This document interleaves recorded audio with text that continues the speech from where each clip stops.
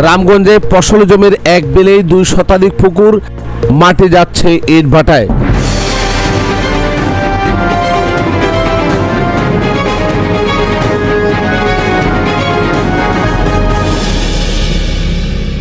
রামগঞ্জ উপজেলার ফসলি জমিতে গড়ে ওঠা ইটভাটায় বিক্রি করা হচ্ছে ফসলি জমির মাটি।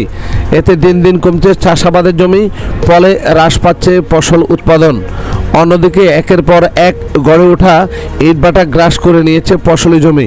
নিয়ম নীতির তোয়াক্কা না করে বৈধ অবৈধ ইটভাটাগুলো এখন স্থানীয় কৃষকদের গলার কাটা হয়ে দাঁড়িয়েছে।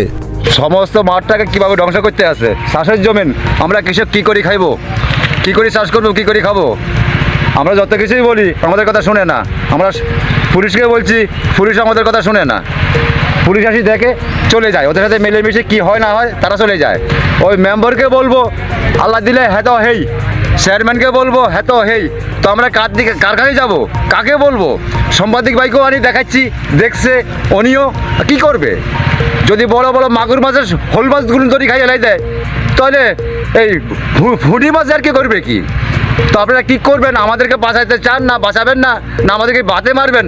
যা করেন আপনারা করেন। চলতি মৌসুমে ইটভাটার আশেপাশে চলছে মাটি কাটার মহা উৎসব। মাটি খেকোদের খপ্পরে পড়ে জমির টপ সয়েল যাচ্ছে ইটভাটায়, পুড়ছে আগুনে, ফলে উজাড় হচ্ছে কৃষি জমি। শুক্রবার বিকেলে ভোলাকোট ইউনিয়নের একটি মাঠে গিয়ে দেখা যায় মাটি কাটার এই কর্মযজ্ঞ।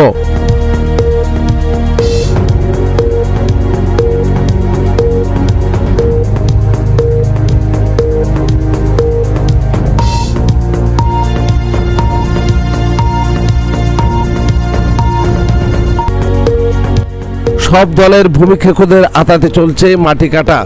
রামগঞ্জ উপজেলার ভোলাকোট ইউনিয়নের দেহলা গ্রামের আমির হোসেন ডিপজলের ইটভাটার পিছনে দেহলা ও সমেশপুর কৃষি জমির চিত্র এটি।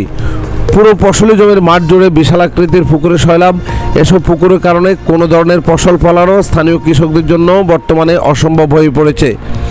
আগামী কয়েক বছরের মধ্যে এই মাঠে জলাবদ্ধতায় চাষাবাদ পুরোপুরি বন্ধ হয়ে ফসলি জমির শতভাগ অস্তিত্ব হারানোর শঙ্কা প্রকাশ করছেন স্থানীয় লোকজন ও সুশীল সমাজ। স্থানীয় লোকজন জানান, চলতি বছরের জানুয়ারি মাস থেকে উক্ত বিলে 30টির বেশি পুকুর খনন করা হয়েছে। বিগত 4 বছর যাবৎ মাটি তুলে বিক্রি করে দেওয়া হচ্ছে ইটভাটাগুলোতে। এতে একদিকে কমছে জমির উর্বরা শক্তি, অন্যদিকে ফসলি জমিতে শত শত পুকুরের কারণে ভবিষ্যৎ নিয়ে শঙ্কিত তারা। ধ্বংস করে এলাইছে, মানে মাঠটার মধ্যে 200-300 পুকুর আছে, কিন্তু কোনো মানুষের আমরা যতই পুলিশ সবাইকে বলছি, কেউ এটার প্রতি দৃষ্টি আকর্ষণ করতেছে না। আমাদেরকে এই মাঠকে শেষ করে দিবে, আমরা কৃষকরা কোথায় যাব, কোথায়? আমাদের খেতি কোনো জায়গা নাই, মানববন্ধন করা হয়েছে। তারপরে পুকুর যে আমরা ধান, এখন এই ফানিরই ধান ডুবে গেছে। আমরা ধান নিয়ে যে আমরা রাস্তার উপর রাখবো সেই জায়গায় ইচ্ছুক নেই, শুধু পুকুরকে পুকুর। এখন আমাদের যে ধান আছে এটা নৌকা দিয়ে নেওয়ার কোনো ব্যবস্থা নেই। আমরা পুলিশ সরকার আমাদের কী চায়? মাঠ কি ধ্বংস হইতে চায় না? সরকার আমাদের দৃষ্টি আকর্ষণ করবো, কৃষকের প্রতি আকর্ষণ করে চাইবো যে এখানে কী হইতেছে। প্রশাসনের প্রতি আমার দৃষ্টি আকর্ষণ, আপনারা দেখেন মাঠের পর মাঠে আসে দেখেন ধানের কী অবস্থা, পুকুরের কী অবস্থা, আর আমরা কৃষক কী অবস্থা আছে। এমনভাবে খনন করে মাটি উত্তোলন করা হচ্ছে জমি থেকে, আগামী 100 বছরেও উক্ত পুকুর ভরাট করা সম্ভব নয় বলে জানান তারা। সংশ্লিষ্ট বিষয়ে এলাকার ভুক্তভোগী কৃষক এলাকাবাসী কয়েকবার মানববন্ধন, প্রশাসনের নিকট অভিযোগ, গণস্বাক্ষর সম্বলিত স্মারকলিপি প্রদান, সাংবাদিক সম্মেলন করে আসলেও বন্ধ হয়নি মাটি কাটা। প্রশাসন বা কোথাও উক্ত বিষয় সমাধানে বা কোনো অভিযোগ দিলে কৃষি জমির টপ সয়েল কাটা, পুকুর খনন করা এবং অবৈধ টলি চলাচল যেন বৃদ্ধি পাচ্ছে আরও গতিহীনভাবে।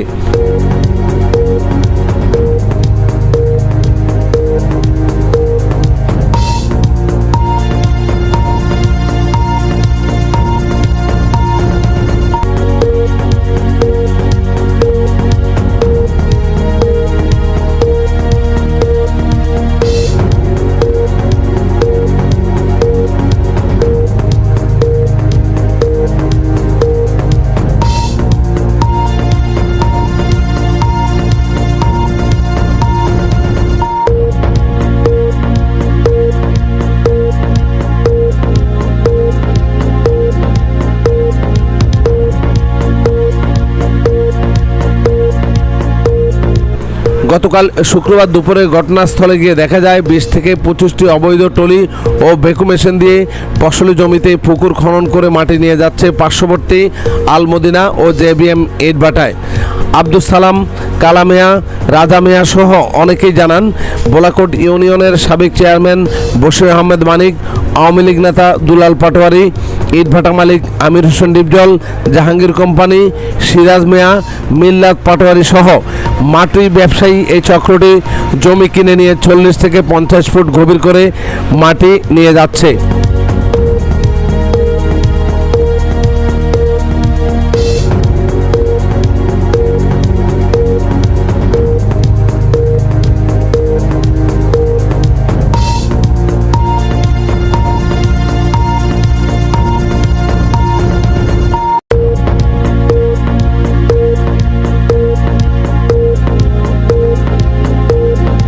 এতে পার্শ্ববর্তী জমি ভেঙে পড়ে পুকুরে পতিত হয়। পার্শ্ববর্তী জমির মালিক বাধ্য হয়ে মাটি খেকোদের কাছে অল্প দামে জমি বিক্রি করে দিচ্ছেন।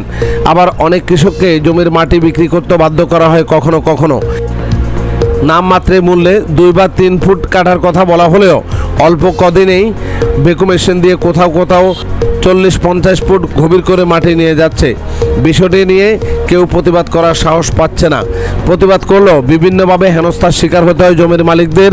করছে রাস্তারে আমাকে একবার খুব কষ্ট হয়। দেখছেন কি অবস্থা রাস্তার, এই রাত হইলে মাটি কাটি এই হিয়ারে এই রাস্তার এই অবস্থা করেন। দেখছেন পানি দি কি অবস্থা করি আরো গোরস্থান করি হেলাই দেয়। এই রাস্তাটারে একবারে মাটি কাটালাই বলি এই রাস্তাটারে সলিং করে না। আমরা তো সরকারে ভোট দিই এবং রাস্তাটা করে দেওয়ার লাই তো, আর অনেক রাস্তাটা করে দেয় না। দেখছেন কি অবস্থা রাস্তা দিয়ে বাচ্চা করলে স্কুল মাদ্রাসা তাইতে মারি না, যাইতে পারি না। সিরাজ নামের এক কৃষক জানান, সমস্ত মাঠটাকে যেভাবে ধ্বংস করে ফেলছে, আমরা কৃষক কিভাবে চাষাবাদ করব, কি খাবো। শাহ আলম নামে আরেক কৃষক জানান, পুরো মাঠ জুড়ে এখন ফুকুরের কারণে নিজের জমিতে যাওয়া যায় না। কিছু কিছু জমির ধান পেকে আছে, অথচ ধান কেটে কিভাবে আনবো, নৌকা করে আনা সম্ভব নয়। খুব বেশি সময় নেই যে চালের কেজি 2 থেকে 250 টাকা হবে। ভোলাকোট গ্রামের দেহলা, সাহারপাড়া, শাকতলা ও ভাদুর ইউনিয়নের সমেশপুর ও শিরন্দি সহ 5 গ্রামের কয়েক হাজার কৃষক যুগ যুগ ধরে এই মাঠে চাষাবাদ করে জীবিকা নির্বাহ করে আসছেন। কয়েক বছর আগে থেকেই এই মাটি খেকোদের কুনজর পড়েছে। এখন চাষাবাদ করা সম্ভব হচ্ছে না।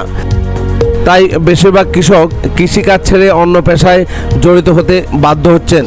পরিবেশ সংরক্ষণ আইন 1989 সালের ইট পোড়ানো নিয়ন্ত্রণ আইন সংশোধিত 2001 অনুযায়ী কৃষিজমির টপসয়েল বা উপরিভাগের মাটি কেটে শ্রেণী পরিবর্তন করা সম্পূর্ণ আইনত নিষিদ্ধ রয়েছে। পরিবেশ আইন অনুযায়ী কৃষিজমির মাটি কাটা দণ্ডনীয় অপরাধ। তারপরেও ক্ষমতালোভীরা এ ধরনের কাজ অব্যাহত রেখেছে আইনকে বৃদ্ধাঙ্গুলি দেখিয়ে।